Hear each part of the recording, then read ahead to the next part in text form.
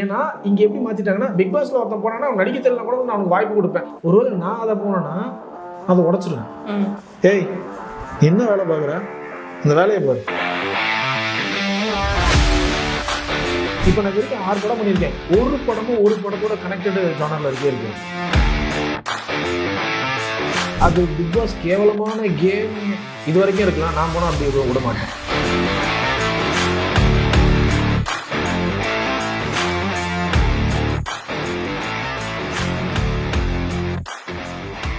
அந்த தவறு நடக்கிற இடத்துல தட்டி கேட்காம இப்ப மீடியா முன்னாடி பேசுறதுனால அது என்ன மாற்றங்கள் ஏற்படும் நீங்க நினைக்கிறீங்க?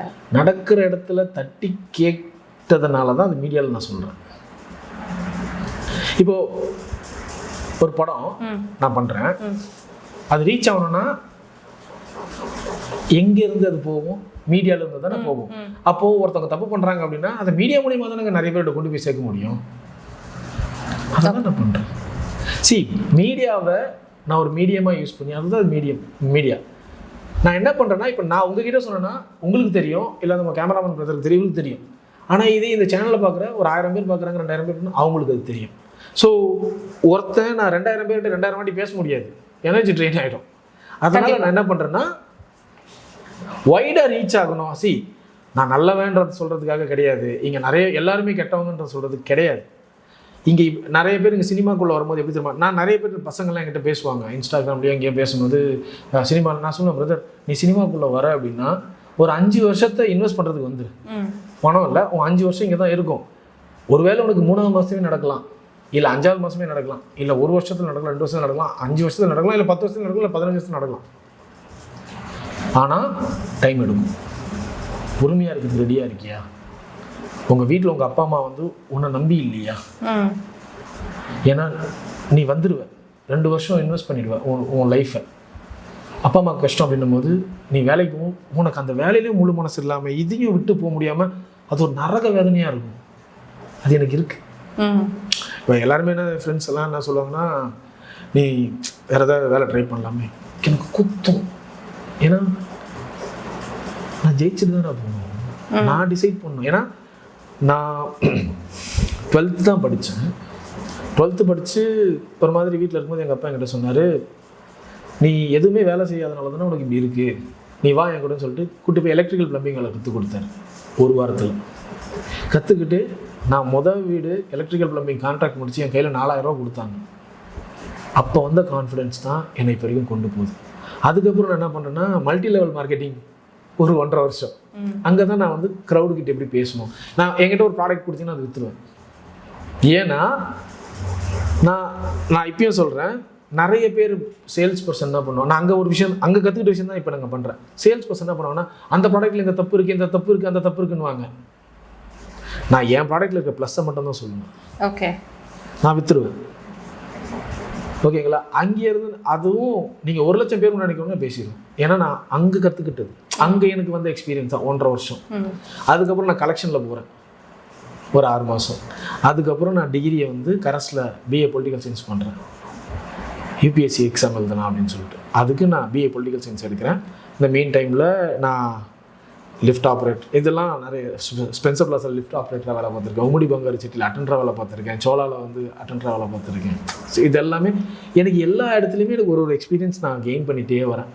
வந்துட்டு ஆல்செக்னு ஒரு கம்பெனியில் வந்து நான் ஃபஸ்ட்டு கால் சென்டரில் வேலைக்கு போகிறேன் நைட் ஷிஃப்ட்லேருந்து. அப்புறம் 6 மாதத்தில் டே ஷிஃப்டாக மாறுறேன். அப்புறம் நான் யோசிக்கிற ஒரு வருஷத்தில் இங்கே லைஃப் ஒன்றுமே இல்லை, நம்ம ஐடியில் போகிறதுக்கு என்ன பண்ணோன்னா, எங்களுக்கு என்ஜினியரிங் டிகிரி கிடையாது. அப்போ நான் சர்ச் பண்ணும்போது நீங்கள் சர்டிஃபிகேஷன் முடிச்சிங்கன்னா ஐடியில் ட்ரை பண்ணலாம். அப்போ நான் மைக்ரோசாஃப்ட் சர்டிஃபிகேஷன் முடிக்கிறேன். மைக்ரோசாஃப்ட் சர்டிஃபிகேஷன் முடித்து எங்கள் கம்பெனிலே போய் நான் வேலைக்கு கேட்குறேன், ஐடியில் கொடுங்க. அதெல்லாம் இல்லைனாங்க. சரி நான் வெளியே வேலை ட்ரை பண்ணுறேன்னு சொல்லிட்டு இது பண்ணால் ஒரு நாள் ஃபோன் பண்ணுற இந்த மாதிரி எனக்கு லீவ் வேணும், என் டிஎல் எதுக்கு அப்படின்னா இன்டர்வியூ அட்டன் பண்ணோம். எவ்வளோ தைரியம் தான் இன்டர்வியூ அட்டன் பண்ணுறது லீவ் கேட்பேன். இதில் நான் தப்பு இருக்குது. இல்லை நீ ஆஃபீஸ் வந்தேன், அவனை நீட்டாக போன பேப்பர் போட்டேன். ஹெச்ஆர் கேட்டாங்க, ஏன்ப்பா நான் போய் சொல்லிட்டு இன்டர்வியூ போயிருந்தேன் உங்களுக்கு தெரியவா போகுது, நான் என்ன தப்பாக பண்ணுறவங்கள போய் சொல்லிட்டு போகிறதுக்கு, இன்டர்வியூ அட்டன் பண்ணுறேன், என்ன நீங்கள் எந்த கம்பெனியாக இருக்க போகிறீங்க, எனக்கு ஒரு நல்ல இது வந்திருக்கு நான் போகிறேன்.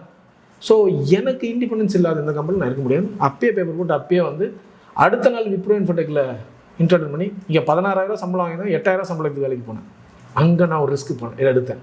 நான் நினச்சிருந்தேன்னா கால் சென்டர்ல இருந்திருக்கலாம். நான் ட்ரை பண்ணுறேன் ஐடிக்கு வர்றதுக்கு, என்னுடைய ஃபீல்டு நான் ஸ்விட்ச் ஓவர் பண்ணுறதுக்கு வரேன், இங்கே ஒரு ரிஸ்க் எடுக்கிறேன். இங்கே எடுத்து ஒரு 6 மாதம் விப்ரோ இன்ஃபோடெக்கில் வேலை பார்த்தோன்னே ஹெச்பியிலேருந்து நான் எந்த டெக்னாலஜியில் வேலை பார்த்தோன்னா அந்த டெக்னாலஜிக்கு வருது. அந்த டெக்னாலஜி ஆளே இல்லாதனால எனக்கு டிகிரி கூட அவங்க கேட்கல, என்ன ஹெச்பியில் செலக்ட் பண்ணாங்க. ஆல் ஓவர் தி வேர்ல்டில் 3 லட்சம் எம்ப்ளாயீஸில் கரஸ்பாண்டன்ஸில் நான் இன்ஜினியரிங் டிகிரியில் இருக்கிற ஒரே ஒரு எம்ப்ளாயி நானாக தான் இருந்தேன். ஓகே சார், நீங்கள் நிறைய ரிஸ்க் எடுக்கிறீங்க. இப்போ நான் வந்து கேட்குறேன், இப்போ ஒரு ஒரு நல்ல கதை இருக்கிற படத்தில் மட்டும்தான் நான் நடிப்பேன் அப்படின்றது கார்த்திகோட ஒரு குறிக்கோளாகவே இருக்குது. இப்போ திடீர்னு வந்து ஒரு 4 படங்கள் வருது, ஆனால் ஒரு ப்ரொடியூசர் கிடைக்காம அந்த படங்கள், ஆனால் சூப்பரான படங்கள் உங்களுக்கு பண்ணணும் அப்படின்னு சொல்லி ஆசையாக இருக்குது. இப்போ அந்த டைமில் நான் உனக்கு ஒரு 100 கோடி ரூபாய் கொடுக்குறேன்ப்பா, நீ பிக் பாஸ் மட்டும் ஒரு 3 மாதம் போயிட்டு வா, அந்த படத்தை வச்சு, ஆனால் உங்களுக்கு மைண்ட்லேயும் இருக்குது இந்த காசு வந்தால் இந்த 4 படம் சூப்பராக பண்ணிடலாம் அப்படின்ற ஒரு தாட் இருக்குது, போவீங்களா மாட்டிங்களா? போவீங்க. அப்போ பிக் பாஸ் கேவலமான ஒரு கேமாக இருந்தால் பரவாயில்ல. அது பிக் பாஸ் கேவலமான கேம் இது வரைக்கும் இருக்கலாம், நான் போனால் அப்படி விட மாட்டேன். சி, நாம் இப்போது ஒரு ஒரு ஒரு சாக்கடை ஸ்மெல் அடிக்குதுன்னு வச்சுக்கோங்களேன், அந்த இடத்துல அந்த ஸ்மெல் அப்படியே இருக்கிறதும் அதை மணக்கிற மாதிரி மாற்றுறதும் அங்கே இருக்கிறவங்களுடைய கையில் தான் இருக்குது, அது என் கையில் இருக்குது. அதுதான் நான் உங்களுக்கு இந்த ஹெச்பியில் வேலை பார்த்தேன்னு சொன்னால, நான் இது வரைக்கும் ட்ரை பண்ண விஷயத்தில் நான் ஜெயிச்சிருக்கேன். ஓகே, இப்போ நீங்கள் சொன்னீங்களா பிக் பாஸ் 100 கோடி தாராளமாக கொடுங்கன்னு சொல்லி என்ன பண்ணோன்னா, முதல்ல அட்வான்ஸ் வாங்கி இந்த 4 பேர்கிட்டையும் ஆஃபீஸை போட்டு, நீங்கள் ஆஃபீஸை போட்டு ஸ்கிரிப்ட் எழுது, 100 நாளில் வரேன், யார் ஃபஸ்ட்டு பண்ணுறீங்கன்றது பிளான் பண்ணுங்க. நான் ஏன்னா நீங்கள் சொல்கிற மாதிரி ஓகேங்க அது கேவலம் தாங்க, ஓகேவா, கேவலம்னு வச்சுக்கோ. இந்த 4 பேருக்கு லைஃப் கிடைக்குது அப்படின்னா அந்த கேவலத்தில் நான் போய் உருள்றதுக்கு ரெடியாக இருக்கேன். இப்போ அதே மாதிரி தானே சார் இப்போ எல்லா ஆக்டர்ஸுமே நினைப்பாங்க. இப்போ எல்லா ஆக்டர்ஸுமே சினிமான்றது ஈஸி கிடையாது. எல்லாருமே உங்களை மாதிரி ஒரு பெரிய கனவோட ஒரு பெரிய ஆக்டர் ஆகணும் அப்படின்ற ஆசையோட தான் உள்ளே வராங்க. ஆனால் எல்லாருக்குமே அவங்க நினச்ச மாதிரி எல்லா ப்ராஜெக்டும் அமைகிறது இல்லை. மசாலா படங்களோ இல்லை உப்புமா படங்களோ ஏதோ ஒரு படங்கள் அமையும் போது அந்த சர்வைவலுக்காக இல்லை இதை வந்து பாஸ் பண்ணி வந்துட்டோம்னா வேற ஒன்று நமக்கு சூப்பராக கிடைக்கும் அப்படின்ற நம்பிக்கையில் தானே அது பண்ணுறாங்க. அப்படி கிடைக்காதுங்க, அதுதான் பிரச்சனை. நீங்கள் உப்புமா படம் பண்ணிங்கன்னா அடுத்து உங்களுக்கு நல்ல படம் கிடைக்காது. நீங்கள் ஒரு போலீஸ் ரோல் பண்ணிட்டீங்கன்னா தமிழ் சினிமாவில் உங்களை போலீஸ்னு ஃபிக்ஸ் பண்ணிட்டு உங்களுக்கு யூனிஃபார்ம் பர்மனெண்ட்டாக தைச்சிருவாங்க. நீங்கள் ஃப்ரெண்டாக ஒரு படத்தில் செத்துட்டீங்கன்னா உங்களுக்கு கடைசி வரைக்கும் எல்லா படத்தையும் சாவடிச்சிட்டு இருப்பாங்க. இங்கே என்ன தெரியுமா, உங்களை மொனோட்டனஸாக மாற்றிடுவாங்க. நீங்கள் அப்படி மாற, நான் என்ன சொல்கிறேன், எப்போ நீ அப்படி பண்ணினா நீ மாற ட்ரை பண்ணு. இப்போ நான் இது வரைக்கும் 6 படம் பண்ணியிருக்கேன், ஒரு படமும் ஒரு படத்தோட கனெக்டடு ஜானரில் இருக்கவே இருக்காது. பீச்சாங்காய் வந்து உங்களுக்கு காமெடியாக இருக்கும், என்னங்க சார் உங்கள் சட்டம் வந்து பொலிட்டிக்கல் சட்டையாராக இருக்கும், பரோல் வந்து ரா எமோஷனலாக இருக்கும், இப்போது கண்ணால் காண்பது போய் வந்து மர்டர் மிஸ்ட்ரியாக இருக்கும், ஆரியமலா வந்து பீரியட் ஃபிலிமாக இருக்கும். நாம் ட்ரை பண்ணுறதுல தப்பு இல்லை, வித்தியாசமாக ட்ரை பண்ணுங்கன்னு நான் சொல்கிறேன். இப்போ நீங்கள் சொன்னீங்களே, இப்போ நிறைய பேர் பிக் பாஸுக்கு வராங்க, அவங்ககிட்ட நீங்கள் எதுக்கு பிக் பாஸ் வந்தீங்கன்னா நான் சினிமாவுக்கு வந்து போப்பேன். எப்பா நீ பைலட் ஆகணும்னா பைலட் ட்ரைனிங் தான் எடுக்கணும், போயிட்டு குக்கிங் ட்ரைனிங் எடுத்துன்னு வந்துட்டு நீ பைலட் வண்டி ஓட்ட விட்டுன்னு சொல்லக்கூடாது. நீ சினிமாவில் வாய்ப்பு வேணும்னு நீ சினிமாவுக்கு என்ன ட்ரை பண்ணணும்னு ஒன்று இருக்குல்ல, ஒன்றுமே சினிமாவுக்கு ட்ரை பண்ண மாட்டேன். ஏன்னா பிக் பாஸில் போயிட்டு, ஏன்னா இங்கே எப்படி மாற்றிட்டாங்கன்னா பிக் பாஸில் ஒருத்தன் போனான்னா அவன் நடிக்க தெரியலனா கூட நான் அவனுக்கு வாய்ப்பு கொடுப்பேன். அந்த ட்ரெண்டு அவங்க அந்த அந்த அந்த இது மாற்றுறாங்கல்ல. ஒருவேளை நான் அதை போனேன்னா அதை உடச்சிருவேன். ஏய் என்ன வேலை பார்க்குற, அந்த வேலையை பாரு, நடிக்க வேணுமா, வெளில போயிட்டு முதல்ல நீ நடிக்கிறது நீ அதுக்காக ட்ரை பண்ணு, இங்கே வந்து எதுக்கு ட்ரை பண்ணிட்டு இருக்கு அப்படின்னு தான் நான் சொல்லுவேன். என்ன கேட்பாங்க, நீ எதுக்கு ட்ரை பண்ண, எப்போ நான் அடுத்து 4 ப்ராஜெக்ட் வேலை போயிட்டு இருப்பேன், எங்கள் காசு தரேன் நாங்கள் பார்க்க தான் வந்தேன் அப்படின்ட்டு போயிடுவேன். நான் ஓப்பனாக சொல்ல காசுக்காக தான் வந்துட்டு போயிடுவேன். நான் அப்படி பண்ணுறதுனால நான் ஒரு நிறைய நல்ல படங்கள் பண்ண போகிறேன் அப்படின்னா நான் கண்டிப்பாக சாக்கடையில் விழுந்து குளிப்பேன். ஏன்னா அதுவும் என் ப்ராஜெக்ட் தான். உங்களுக்கு புரியுதா? புரியுது. இதனால 4 பேர் பலன் அடைஞ்சாங்கன்னா தப்பே இல்லைங்க. ஓகே, இப்போ வந்து இன்னொரு பெரிய விஷயம் நான் கேட்கணும்னு நினச்சது என்ன அப்படின்னா, மியூசிக் அப்படின்னு வரும்போது நம்ம எல்லாருமே ராஜா சார், ரகுமான் சார் பாடல்கள் கேட்டு வந்தோம். அது கேட்கறதுக்கு இன்னமும் நம்ம அந்த பாடல்கள் தான் கேட்டுட்டு இருப்போம் அப்படின்னு சொல்லலாம். ஆனால் இப்போ ஜென்சி எல்லாருக்குமே வந்து அந்த ஃபாஸ்ட் பீட் அப்படின்றது ரொம்ப பிடிக்குது. இப்போ அதுக்கு எக்ஸாம்பிள்ஸ் வந்து நிறைய கான்செர்ட் சொல்லலாம். இப்போ எல்லாருமே கான்செர்ட் பண்ணுறாங்க, அது எல்லாத்துலேயுமே கூட்டமாக வந்து அதில் என்ஜாய் பண்ணுறாங்க. பட் அது ஒரு ரியல் மியூசிக்காக இருக்கா, அது நமக்கு ஹோல் ஹார்ட்டடாக கனெக்டடாக இருக்கா அப்படின்னா அது ஒரு பெரிய கொஸ்டின் மார்க் தான். இதை நீங்கள் எப்படி பார்க்குறீங்க? அது கான்செப்ட் போனதில்லை, மியூசிக்கை கம்பேர் பண்ணும்போது நீங்க என்ன நினைக்கிறீங்க? அதான் சொல்றேன், இல்ல இப்ப இருக்கிற ஜெனரேஷனோட டேஸ்ட் மாறி இருக்கு, அது நல்லதுதான், ஓகே இப்படிதான் இருக்கும். இல்ல மேடம், அது என்னன்னா இல்ல இதுலயும் அரசியல் ஏதாவது இருக்கா? இல்ல அவங்க பக்கம் உணர்ந்துட்டாங்கன்னா ராஜா சார் பாட்டு கேட்க ஆரம்பிச்சிருவாங்க. சிம்பிள். அவங்க எதை பார்த்து இன்ஃப்ளூயன்ஸ் ஆகுறாங்களோ, இப்போ ஒன்றும் இல்லைங்க, ஒரு படத்துல ஒரு பாட்டு ரீமிக்ஸ் பண்ணி ஒரு படம் ஹிட் ஆயிடுச்சு. இப்போ எல்லா படத்துலையும் ஒரு ரீமிக்ஸ் ஒன்று போடுறாங்கல்ல, அதான் பிரச்சனை. இங்கே என்ன தெரியுமா, ஒருத்தன் போன பாதையிலேயே ஏன்டா அது இவனே பண்றாரு அப்பா சாங் எடுத்து, அதாவது அதுதான் சொல்ல வரேன். ஸோ இவன் பண்ணுறாரு வேற. ஏன்னா இதுதான் இப்போ ட்ரெண்டுன்னு இப்போ என்ன தெரியுமா நினச்சிக்கிறாங்க, இது ஒன்று பண்ணிச்சுன்னா இதான் ட்ரெண்டுன்னு நினச்சிக்கிறாங்க. அது ட்ரெண்டு கிடையாது. ஒரு ட்ரெண்ட் அப்படின்னா அது காலாங்காலமாக வரும். இளையராஜான்றது ஒரு ட்ரெண்டு, எம்எஸ்வின்றது ஒரு ட்ரெண்டு, பாலச்சந்தர்ன்றது ஒரு ட்ரெண்டு, பாரதி ராஜா அப்படின்ற ஒரு ட்ரெண்டு. உங்களுக்கு புரியுதா? ஏவிஎம் சரவணன் சார்ன்றது ஒரு ட்ரெண்டு.